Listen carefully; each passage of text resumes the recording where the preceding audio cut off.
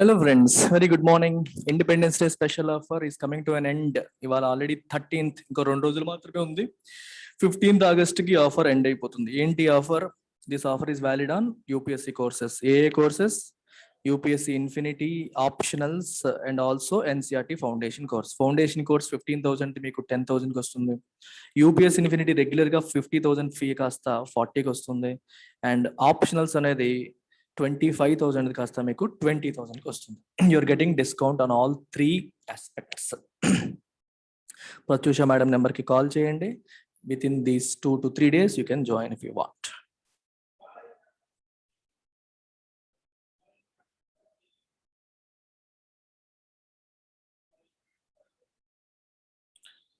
I in the sky అంటే ఆకాశం మీద ఒక కన్నేసి ఉంచడం అంటే ఏం జరుగుతుందో తెలియడం అని అర్థం. సింపుల్ గా ఇక్కడ ఉద్దేశం ఏంటంటే ఆకాశం మీద కొన్నేంటంటే స్పేస్ రిలేటెడ్ ఇష్యూస్ లో ఏం జరుగుతుంది ఇస్రోలో అనే విషయం ప్రజలకు తెలియాలి. పబ్లిక్ గేజ్ అంటే ప్రజలకి తెలియపరచాలి ఏమేమి జరుగుతుందో, దాయాల్సిన అవసరం లేదు అనే సెన్స్ లో వచ్చింది. ఇస్రో వాళ్ళు ప్రయత్నం చేసిన ఒక రాకెట్ లాంచ్ అనేది ఫెయిల్ అయింది రీసెంట్ గా. దానికి గల కారణాలు అనేది ఇస్రో బయటకి చెప్పట్లేదు, కొన్ని టెక్నికల్ ఇష్యూస్ అని చెప్తోంది. సో న్యూస్ పేపర్స్ తెలిసిందే కదా మనకి, ఏమంటారు, ఓపెన్ గా మొత్తం అంతా చెప్పాలి, ట్రాన్స్పరెంట్ గా ఉండాలి. ISRO must open it self to public gauge. Gauge అంటే ఇంటెంట్ లుక్, అంటే ప్రజలు ఇంటెంట్ లుక్ అంటే అర్థం ఏంటి, తీక్షణంగా తదేకంగా చూడడాన్ని మనం పబ్లిక్ గేజ్ అంటాం. అంటే ఏం జరిగింది ఏం జరిగింది ఏం జరిగింది ఎందుకు ఫెయిల్ అయిందని ప్రతి ఒక్కరికి క్వశ్చన్స్ ఉంటాయి. సో ఈ హిందూ ఏమంటుంది, ఇస్రో మస్ట్ కమ్అట్ ఓపెన్ గా ఏం జరిగింది, ఏ కారణాల వల్ల ఫెయిల్ అయింది, అంటే పైన టెక్నికల్ గ్లిచ్ అని చెప్పకుండా ఏ కారణాల వల్ల ఎక్కడ ఫెయిల్యూర్, హ్యూమన్ ఎర్రర్ ఏమన్నా ఉందా అనే విషయాలు పబ్లిక్ కి తెలియపరచాలి అని చెప్పి అంటున్నారు. And not shy away from sharing it successes failures. తన సక్సెస్ కావచ్చు ఫెయిల్యూర్ కావచ్చు అనే విషయాన్ని ప్రజలకి షేర్ చేయాల్సిన సమయం ఆసన్నమైంది. Don't shy away, don't move away from it. Share చేయండి, ఫెయిల్యూర్ అయినా షేర్ చేయండి, సక్సెస్ అయినా షేర్ చేయండి. ప్రజలకు కూడా తెలుసు ఇన్ని ప్రయత్నాలు చేసినప్పుడు కొన్ని ఫెయిల్ అవుతాయి అనేది యాక్సెప్టెడే, దానికోసం వరీ అవ్వాల్సిన పని అయితే లేదు. You can always share your success and failure with public, because ఇంతకు ముందులా కాదు, people are now watching everything that is happening in space technology. ఇంతకు ముందు అవగాహన ఉండేది కాదు, ఇప్పుడు అందరికీ తెలుస్తోంది, వాచ్ చేస్తున్నారు, ఏం జరిగిందో తెలుసుకోవాలనే ప్రయత్నం కూడా ప్రజలు కూడా చేస్తున్నారు. సో కాబట్టి ప్రజలకు కూడా అన్ని విషయాలు తెలియపరచాలి అని ఉద్దేశం. Anything that is related to space science, failure or success is larger than life. అది చిన్నది కాదు, చాలా హ్యూజ్ కింద చూస్తారు. స్పేస్ సైన్సెస్ సంబంధించిన ఏదైనా సరే, ఫెయిల్యూర్ కావచ్చు సక్సెస్ కావచ్చు, నార్మల్ గా ఉండేదానికంటే వీటి గురించి ఎక్కువగా మనం మాట్లాడుకుంటాం. ఇప్పుడు సినిమా వాళ్ళకి అంటారు చూడండి, they have a larger than life personality అంటారు. అంటే నార్మల్ కాకుండా extraordinary. If you see something as more than what is required, extraordinary, ordinary కాకుండా ఎక్స్ట్రాడినరీగా మనం దేన్నన్నా చూస్తే దాన్ని మనం లార్జర్ దాన్ లైఫ్ అంటాం.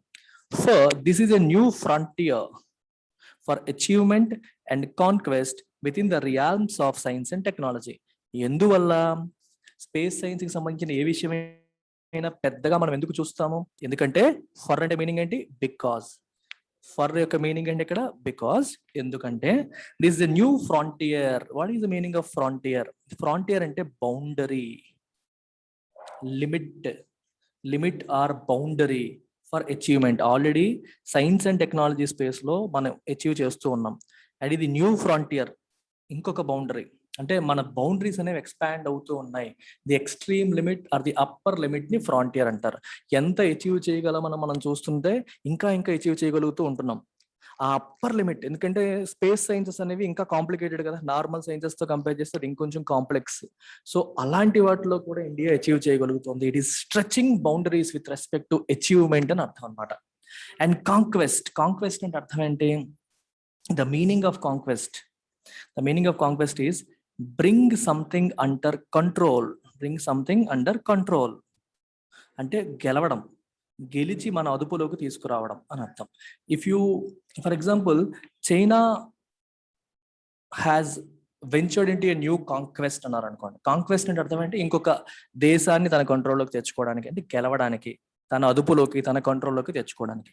ఇక్కడ కూడా ఏంటంటే ఏదో ఒక కొత్త విషయం సాధించడం, గెలవడం అనే మీనింగ్ వస్తుంది అనమాట. For achievement and conquest within the realms అంటే domain of activity of science and technology domain లో విజయం సాధించడం, విజయం అనే దానికి స్పేస్ సైన్స్ అనేది ఒక కొత్త ఫ్రాంటియర్. నార్మల్గా ఉండేదానికంటే ఇది ఒక ఎడిషనల్ బౌండరీ. అంటే నార్మల్ సైన్సెస్లో అచీవ్ చేయడం వేరు, దీంట్లో అచీవ్మెంట్ అనేది ఇంకా పెద్దది, లార్జర్ దాన్ లైఫ్ అని అర్థం అన్నమాట. The recent attempt by the Indian Space Research Organization ISRO to place an Earth observation satellite EOS-3 in a geosynchronous orbit using the Geosynchronous Satellite Launch Vehicle GSLV F10 ended in failure due to a performance anomaly, a malfunctioning of the trusted rocket launcher. So ఇక్కడ కొన్ని పదాలు వచ్చాయి, కేర్ఫుల్గా వినండి. Recent attempt by the Indian Space Research Organisation. So జనరల్గా మీరు ఎప్పుడైనా చదివేటప్పుడు ఎగ్జామ్స్లో కూడా యాక్రోనిమ్ అనే పదాన్ని గుర్తుపెట్టుకోండి. యాక్రోనిమ్ అంటే అర్థం ఏంటంటే చూడండి, ISRO, Indian Space Research Organisation అనేది ఫుల్ నేమ్. దాని యొక్క యాక్రోనిమ్ ఏంటి, షార్ట్ ఫామ్ ఏంటి, ఇస్రో, ISRO. ఎప్పుడైనా ఒక ఫుల్ నేమ్ ఇచ్చి బ్రాకెట్లో ISRO అని రాశారంటే తర్వాత పారాగ్రాఫ్లో, తర్వాత ప్యాసేజ్లో దీన్ని ఎప్పుడు రిఫర్ చేయాలన్నా కంప్లీట్ నేమ్ మరి వాడరు. ఇండియన్ స్పేస్ రీసెర్చ్ ఆర్గనైజేషన్ రాయకుండా ఇస్రో అనే రాయడం మొదలు పెడతారు. అయితే ఎప్పుడైనా సరే మొదటిసారి దాని గురించి రాసినప్పుడు ఫుల్ నేమ్ ఇస్తారు, తర్వాత ఈ షార్ట్ ఫామ్ వాడితే సరిపోతుంది. ఎగ్జామ్స్లో కూడా మీకు ఎస్పెషల్లీ పారాజంబుల్స్ చేసినప్పుడు ఏది ఫస్ట్ సెంటెన్స్, ఏది వెనకాల సెంటెన్స్, తర్వాత ఏంటి అని చూసినప్పుడు ఈ టెక్నిక్ మీరు ఉపయోగించవచ్చు. ఇప్పుడు ఏదన్నా సెంటెన్స్లో చూడండి, ఒక సెంటెన్స్లో ఇస్రో అని చెప్పి స్టార్ట్ చేస్తాడు, ఇది 1 అని ఇచ్చాడు లేదా A అని ఇచ్చాడు. ఇక్కడ సిలో ఇండియన్ స్పేస్ రీసెర్చ్ ఆర్గనైజేషన్ అని చెప్పి రాశాడు. ఇప్పుడు మీ లాజిక్ ఏం చెప్తుంది, ఇండియన్ స్పేస్ రీసెర్చ్ ఆర్గనైజేషన్ అని ఫుల్ ఫామ్ లో రాసింది ఫస్ట్ సెంటెన్స్ అయి ఉండాలి, దాని తర్వాత ఇస్రో అని వాడిది రావాలి, సి తర్వాత ఏ రావాలి.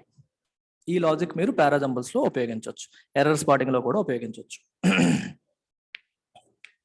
అయితే Indian Space Research Organisation to place an earth observation satellite EOS-3 in a geosynchronous orbit. Geosynchronous, geo అంటే అర్థం ఏంటి, ఎర్త్ కి సంబంధించింది, సింక్రనస్ అంటే ఎర్త్ తో సింక్ అయ్యేలాగా, అంటే ఎర్త్ ఎంత స్పీడ్ తో వెళ్తుందో అంతే స్పీడ్ తో వెళ్ళడం, దాంతో సింక్ అవ్వడం. అర్థమైందా? ఎర్త్ ఎంత స్పీడ్ తో వెళ్తుందో ఇది కూడా అంతే స్పీడ్ తో వెళ్ళడం, ఎర్త్ ఎంత స్పీడ్ తో వెళ్తుందో ఇది కూడా అంతే స్పీడ్ తో వెళ్ళడాన్ని జియో సింక్రనస్ అని చెప్పి అంటారు. జియో సింక్రనస్ అని చెప్పి అంటారు. సో ఈ శాటిలైట్ ఎర్త్ ఎంత స్పీడ్ తో వెళ్తుందో అంతే స్పీడ్ తో తిరుగుతూ ఉంటుంది. సో ఎర్త్ ని అబ్జర్వ్ చేస్తూ ఉంటుంది. సేమ్ స్పీడ్ తో వెళ్ళినప్పుడే కదా అబ్జర్వ్ చేయగలుగుతాం. ఎర్త్ ఇలాగ వెళ్తుంది అనుకోండి, దాంతోపాటు ఇది కూడా సేమ్ స్పీడ్ లో దాని స్పీడ్ ని ఎర్త్ తో సింక్రనైజ్ చేసుకుని వెళ్తుంది. దాన్ని జియో సింక్రనస్ ఆర్బిట్ అని చెప్పండి. ఆర్బిట్ అంటే తను తీసుకున్న పాత్, ఇది ఆర్బిట్, తీసుకున్న పాత్ ని మనం ఆర్బిట్ అని చెప్పి అంటాం.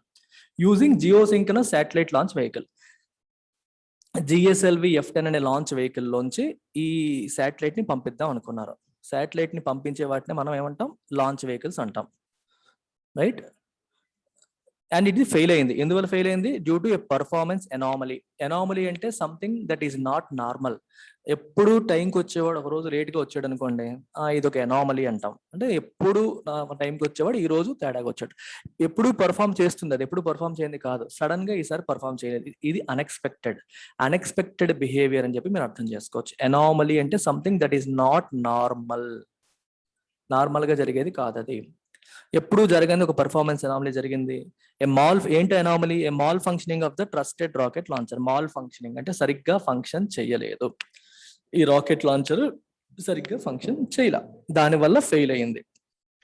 All seem to be well as the stage 2 and 3 separated as planned, but when the time came for the cryogenic third stage to light up, there appeared to be a failure and an ensuing deviation from the expected path as seen in the control panel. So దీని అర్థం ఏంటంటే, rocket launching కి 3 స్టేజ్లు ఉంటాయి, general గా 3 స్టేజ్లు ఉంటాయి. అంటే మీకు 3 engines ఇలా అనుకోండి. ఇదంతా దేనికంటే వర్టికల్ గా కదా, ఇలా కదా వెళ్ళాలి, రాకెట్ ఆకాశంలోకి వెళ్ళాలి. అలా వెళ్ళాలంటే ఏం కావాలి? థ్రస్ట్ ఉండాలి. థ్రస్ట్ అంటే దాని మీద ఫుల్ ఫోర్స్ తో కింద నుంచి ఆ థ్రస్ట్ ఉంటేనే వెళ్తుంది. సో అది 3 లేయర్స్ లో ఇస్తారు. మొదటిది అయిపోగానే ఈ ఇంజిన్ అయిపోయింది, మొదటి స్టేజ్ అయిపోయింది, ఇది పక్క వెళ్ళిపోతుంది, దీని నుంచి సెపరేట్ అయిపోతుంది. దెన్ సెకండ్ స్టేజ్, దీంట్లో ఇంకొంచెం థ్రస్ట్ ఇవ్వడానికి ట్రై చేస్తారు, ఇది పక్క వెళ్ళిపోయింది. థర్డ్ స్టేజ్ అన్నిటికంటే ఇంపార్టెంట్. థర్డ్ స్టేజ్ ని క్రయోజెనిక్ స్టేజ్ అని చెప్పి అంటున్నాం. క్రయోజెనిక్ అంటే అర్థం ఏంటంటే డీలింగ్ విత్ లో టెంపరేచర్స్, డీలింగ్ విత్ ఎక్స్ట్రీమ్లీ లో టెంపరేచర్స్ మనం క్రయోజెనిక్ అంటాం. Anything that is cryogenic deals with extremely లో టెంపరేచర్స్. ఎక్స్ట్రీమ్లీ లో టెంపరేచర్స్ కి దీనికి ఏంటి సంబంధం అని చెప్పి మీకు క్వశ్చన్ రావచ్చు. సో బేసికల్ గా అక్కడ ఏం వస్తుందంటే మీకు క్రయోజెనిక్ లో థర్డ్ స్టేజ్ లో ఏం జరుగుతుందంటే ఆక్సిజన్, హైడ్రోజన్ లిక్విఫై చేస్తారు ఫస్ట్. ఆక్సిజన్ మామూలుగా ఏంటి గ్యాస్, హైడ్రోజన్ ఏంటి గ్యాస్, ఈ రెండింటిని లిక్విఫై చేస్తారు. లిక్విఫై చేయాలంటే ఎక్స్ట్రీమ్లీ లో టెంపరేచర్స్, ఎక్స్ట్రీమ్లీ లో టెంపరేచర్స్ దగ్గర మాత్రమే అవి లిక్విఫై అవుతాయి. ఫర్ ఎగ్జాంపుల్ హైడ్రోజన్ మీకు -253 degrees Celsius, అలాగే ఆక్సిజన్ మీకు ఆక్సిజన్ ఎంత -183 degrees Celsius. ఆక్సిజన్ ఏమో -183 degrees Celsius, హైడ్రోజన్ ఏమో -253 degrees Celsius. ఈ సెల్సియస్ లో ఈ రెండు లిక్విఫై అవుతాయి. లిక్విఫై అయిన తర్వాత దాన్ని బర్న్ చేస్తారు. లిక్విడ్ హైడ్రోజన్ ని లిక్విడ్ ఆక్సిజన్ ని బర్న్ చేసి దాని ద్వారా వచ్చే ఎనర్జీని ప్రొపల్ చేయడానికి, అంటే ఈ రాకెట్ ని పైకి పంపించడానికి ఉపయోగిస్తారనమాట. అది క్రయోజెనిక్ స్టేజ్, ఈ థర్డ్ స్టేజ్. ఈ థర్డ్ స్టేజ్ లో ఫెయిల్యూర్ వచ్చింది. ఈ థర్డ్ స్టేజ్ లో ఫెయిల్యూర్ అవ్వడం వల్ల, మొదటి రెండు స్టేజ్లు బాగానే అయ్యాయి, థర్డ్ స్టేజ్ లో అనుకున్నంతగా రాకపోవడం వల్ల అండ్ అన్ ఎన్సూయింగ్ డీవియేషన్, ఎన్సూయింగ్ అంటే ఫాలోయింగ్, ఫెయిల్ అయింది. సో దానివల్ల ఏమవుతుంది, ఎన్సూయింగ్ డీవియేషన్, ఎలాగైతే అనుకున్నారో అలా కాకుండా పాత్ మారిపోయింది. There was deviation from the expected path, ఏదైతే అనుకున్నారో ఆ దారిలో కాకుండా వేరే దారిలో వెళ్ళే పరిస్థితి వచ్చింది. కంట్రోల్ ప్యానల్ లో చూసినప్పుడు తెలుస్తుంది అది. There was an immediate disruption in the telecast. Immediate గా టెలికాస్ట్ లో డిస్రప్షన్ వచ్చింది, which had been showing a view of the control panel and the camera veered towards troubled faces. Control panel చూపిస్తున్నారు, ఎలా అవుతుందని చూపిస్తూ ఉన్నది. సడన్ గా ఎప్పుడైతే తేడా కొట్టేసిందో ఇంకా కెమెరా ఏమో ఈ అక్కడ ఆపరేట్ చేస్తున్న వ్యక్తుల మొహాల్లో చూపించడం మొదలు పెట్టారు. వీర్ అంటే చేంజ్ డైరెక్షన్ అన్నమాట. వీళ్ళ ఫేసెస్ చూపించారు and discussions and probably efforts to salvage the mission. ఇప్పుడు దీన్ని ఎలా సాల్వ్ చేయాలి, సాల్వేజ్ అంటే రెస్క్యూ, ప్రాబ్లం నుంచి రెస్క్యూ చేయడానికి సాల్వేజ్ అంటారు. దీన్ని ఎలా రెస్క్యూ చేయాలి, ఈ మిషన్ ఎలా రెస్క్యూ చేయాలి అనే విషయం మీద డిస్కషన్స్ చేసుకుంటున్నారు. వాళ్ళ వైపు కెమెరా తిప్పారు. అంటే మీరు అనుకో ఒక మిషన్ అవుతుంది, లైవ్ టెలికాస్ట్ అవుతుంది. లైవ్ టెలికాస్ట్ అవుతున్నప్పుడు సడన్ గా ఫస్ట్ 2 స్టేజెస్ అయిపోయి ఇంక సక్రమంగా వెళ్ళిపోతుంది అనే టైంలో ఫెయిల్ అయిపోయింది. ఇప్పుడు ఏం చేస్తారు, ఫెయిల్ అయిన మిషన్ చూపిస్తారు, లేకపోతే వీళ్ళ మొహాలు చూపిస్తారు, వీళ్ళ మొహాలు చూపిస్తున్నారు. వీళ్ళంతా కంగారు అయిపోతున్నారు, ఏమవుతుందో ఏమంటే చూస్తున్నారు అన్నమాట. Finally doctor K Sivan, chairman of ISRO, announced in a short sentence that the mission could not be accomplished. Mission సాధించలేకపోయామని సింపుల్ గా ఒక సెంటెన్స్ లో ఆయన తేల్చేశారు. రీజన్స్ ఆయన చెప్పలా. Speculation may run rife. Run rife అంటే spread quickly.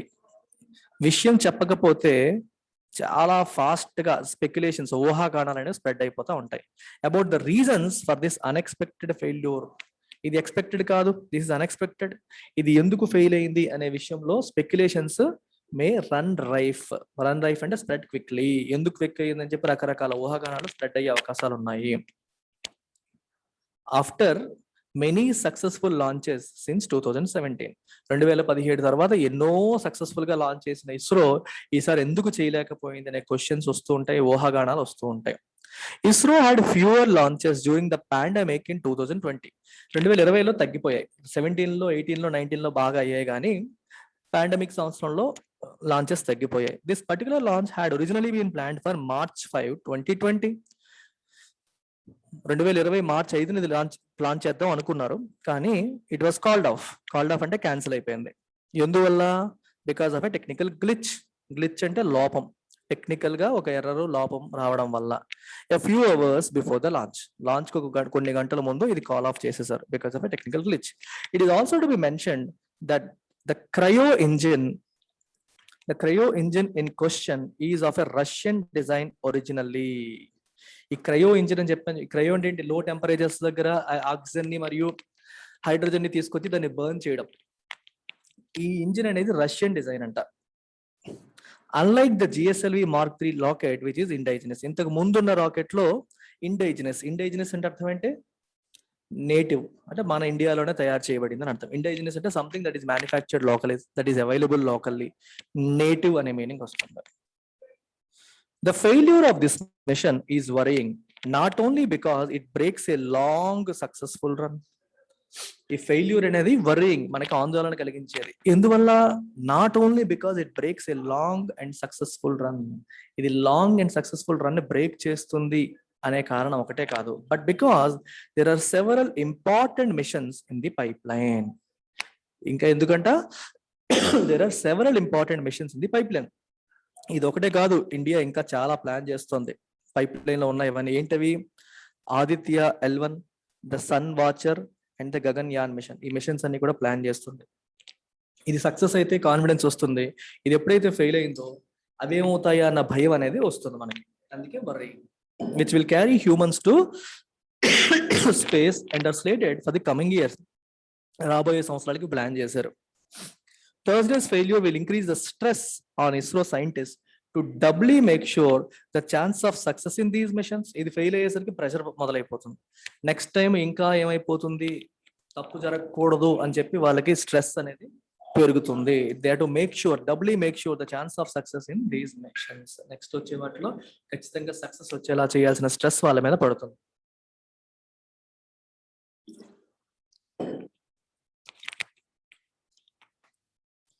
In the mean time, ఈ మధ్యలో the impact of this failed mission is being kept away from interested citizens for now. ఏం జరిగింది అని తెలుసుకోవాలనుకున్న ఆసక్తి ఉన్న ప్రజల నుంచి ఈ ఇంపాక్ట్ అనేది దూరం పెట్టారు. అంటే ఇందువల్ల ఫెయిల్ అయింది అనే విషయం చెప్పట్లా, తెలియట్లేదు. For some time at least there will be no official word on what actually happened. ఏం జరిగింది అనే విషయంలో అఫీషియల్ గా ఎటువంటి స్టేట్మెంట్ ఉండదు. And how the mission failed, ఇది ఎలా ఫెయిల్ అయింది అనే విషయం కూడా తెలియట్లేదు. And this owes in no small measure to the propensity of ISRO to cover up and enshroud events in mystery, especially mishaps. చాలా ఇంపార్టెంట్ స్టేట్మెంట్. దీని అర్థం ఏంటంటే, ఇప్పటి వరకు ఏం జరిగిందో తెలియజెప్పట్లేదు, ఎలా ఫెయిల్ అయిందో తెలియజెప్పట్లేదు. మరి తెలియజెప్పనప్పుడు అది దేనికి ఆపాదిస్తారు ఎవరైనా? O2 అంటే అక్కడ అర్థం ఏంటంటే అట్రిబ్యూట్ అనే మీనింగ్ వస్తుంది. రీజన్స్ బయట పెట్టకపోవడం అనే దాన్ని మనం దేనికి అట్రిబ్యూట్ చేస్తాం అంటే దేనికి ఆపాదిస్తాం? ఎందువల్ల రీజన్స్ చెప్పట్లేదు అనే క్వశ్చన్ వస్తుంది చూడండి. దానికి కారణం ఏమని చెప్తాం? We attribute it to the propensity. Propensity అంటే లైక్లీహుడ్ అని చెప్పొచ్చు, లేకపోతే టెండెన్సీ అని చెప్పి చెప్పొచ్చు. టెండెన్సీ అంటే వాళ్ళ యొక్క లైక్లీ యాక్షన్.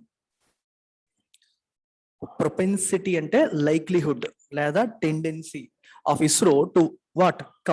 కవరప్ చేయడానికి. ఎన్ష్రౌడ్ ఈవెంట్స్ ఇన్ మిస్టరీ. ఎన్ష్రౌడ్ అంటే కమ్మేయడం, విషయాన్ని బయటికి తెలియజేయకుండా, మిస్టరీతో ఏమైందో తెలియకుండా మిస్టరీతో కమ్మేయడం, కవరప్ చేసేయడం. ఎస్పెషల్లీ మిషప్స్, ఎస్పెషల్లీ ఇలాంటి అన్ఫార్చునేట్ యాక్సిడెంట్స్, అనుకోకుండా జరిగిన ఇలాంటి అన్ఫార్చునేట్ యాక్సిడెంట్స్ ని ఏం జరిగిందో తెలియనీయకుండా మిస్టరీతో కవరప్ చేసే లైక్లీహుడ్ ఉంది, టెండెన్సీ ఉంది ఇస్రోకి అనే భావన ప్రజల్లోకి వెళ్తుంది. ఇస్రో బాగుంటే చెప్తుంది, బాగాలేకపోతే కవరప్ చేసేస్తుంది అని ప్రజలు అనేసుకుంటారు. ఎందుకంటే మీరు చెప్పట్లా, హౌ అనే చెప్పట్లేదు, ఏ కారణాలతో అయిందనే చెప్పట్లేదు. Admittedly the stakes are high. Yes, accepted. Admittedly అంటే ఒప్పుకుంటున్నాం. ఏ విషయం? ద స్టేక్స్ ఆర్ హై అంటే ఇది చాలా high stakes issue. Stakes are high అంటే మీకు దీన్ని ఎలా అర్థం చేసుకోవాలి? గ్యాంబ్లింగ్ ఉంటుంది చూడండి. గ్యాంబ్లింగ్ ఆడినప్పుడు మీరు ఒక హార్స్ గుర్రం పందెం అనుకోండి. నువ్వు 10వ నెంబర్ గుర్రం మీద పందెం కట్టావు, నువ్వు ₹1 కోటి పెట్టేసావు, నీ దగ్గర ఉన్నదే 1 కోటి, నువ్వు మొత్తం పెట్టేసావు. And for you it is a high stakes game. ఎక్కువ బెట్ పెట్టావు అంటే దాని యొక్క ఆ గుర్రం ఓడిపోతే నీ జీవితం నాశనం అయిపోతుంది, ఆ గుర్రం గెలిస్తే నీ జీవితం ఒక్కసారిగా నీకు ₹1 కోటి వచ్చేస్తాయి. అంటే ఎలా అయినా సరే అది నిన్ను బాగా ప్రభావితం చేస్తుంది. Something that is of high stakes will impact a lot of people or impact the people in a big way. అర్థమైందా? ఇప్పుడు ఇండియా తీసుకోండి, ఇండియా వరల్డ్ కప్ ఆడుతుంది అనుకోండి.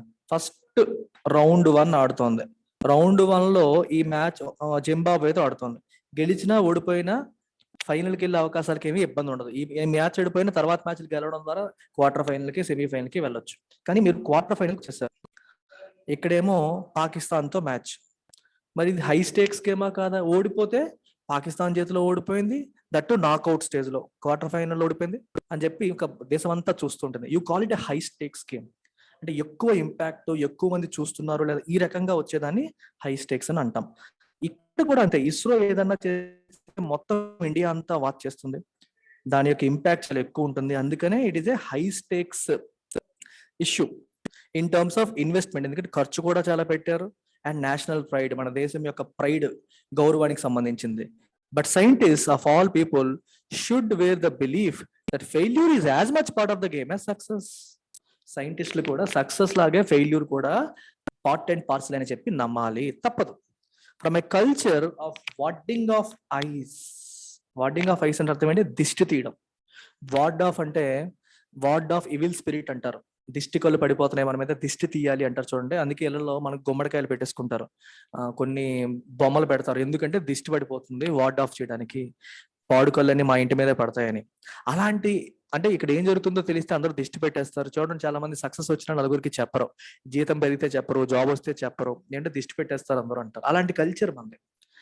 అలాంటి కల్చర్ నుంచి the organisation should embrace limelight. అలా కాదు, ఉన్న ప్రతి విషయాన్ని లైమ్ లైట్, లైమ్ లైట్ అంటే వెలుగులో ఉండడం, అంటే తెలియపరచడం. వార్డ్ ఆఫ్ అంటే దిష్టి తీయడం అంటే అర్థం ఏంటి? దిష్టి పెట్టేస్తారనే ఆలోచన ఉంటే మనం ఏం చేస్తాం? బయటికి చెప్పం, దాచుకుంటాం. అలాంటి కల్చర్ నుంచి మనం లైమ్ లైట్ లోకి వచ్చేయాలి, అంటే వెలుగులోకి వచ్చేయాలి, ఏం జరుగుతుందో తెలియజెప్పాలి. ISRO indeed has many stories to tell of scientific endeavour. ఏమేమి చేసింది, సాధించింది అనే విషయంలో చాలా స్టోరీస్ ఉన్నాయి. The method and manner of progress, ఏ రకంగా ప్రోగ్రెస్ అయ్యింది అనే విషయం కూడా ప్రజలకు తెలియజెప్పాలి. And as it opens doors to public gaze, it can only rise to the skies. ప్రజలందరికీ ఇస్రో ఏం జరుగుతుందో తెలియజెప్పడం వల్ల ఇస్రో యొక్క ఖ్యాతి ఆకాశాలకు వెళ్తుంది, అంటే ఇంకా పైకి వెళ్తుంది. అంటే ప్రజలకు తెలియజెప్పడం వల్ల నష్టం ఏమీ జరగదు. It is important to tell people what's happening, both success and failure and all the endeavours, all the efforts, ఇవన్నీ కూడా తెలియజెప్పాలి అని చెప్పి చెప్తున్నారు. అల్టిమేట్ గా చెప్పాలనుకున్నది ఏంటంటే ట్రాన్స్పరెంట్ గా ఉండాలి, ఏం జరిగినా తెలియజెప్తే మంచిది అని ఉద్దేశం. చాలు.